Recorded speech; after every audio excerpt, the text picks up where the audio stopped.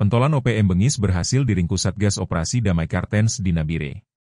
Satuan Tugas, Satgas, Operasi Damai Kartens berhasil mengamankan Jayanus Pogau alias Supi Pogau, Komandan Utama Batalion Hetobia Kodap 3 Nduga di bawah Komando Aibon Kogoya. Penangkapan terjadi di kawasan Pasar Kalibobo, Kabupaten Nabire, Papua Tengah, pada Kamis, 6 November 2025, pagi. Pelaku, yang dikenal sebagai sosok kejam di kalangan separatis OPM Papua, diduga terlibat langsung dalam aksi kekerasan mematikan terhadap personel Brimob 2 tahun lalu.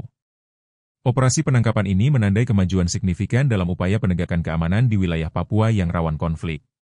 Tim gabungan, melibatkan personel Polres Nabire, berhasil menggerebek lokasi tersangka setelah mendapat informasi intelijen akurat.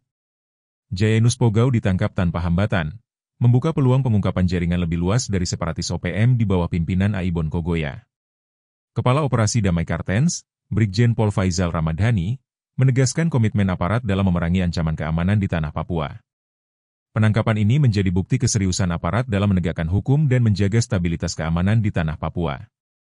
Kami akan terus melakukan pengejaran terhadap jaringan Aibon Kogoya dan kelompok bersenjata lainnya, ujar Faizal Ramadhani. Aksi penangkapan dimulai pukul 7.05 WIB, ketika tim Satgas Damai Kartens melakukan penyelidikan intensif di sekitar Pasar Kalibobo. Berdasarkan laporan, tersangka terdeteksi bergerak di area ramai yang sering dimanfaatkan separatis OPM untuk logistik dan perpindahan. Setelah verifikasi identitas, penyergapan dilakukan secara cepat dan terkoordinasi. Setelah memastikan identitasnya, tim gabungan langsung melakukan penyergapan dan penangkapan tanpa perlawanan, ujarnya.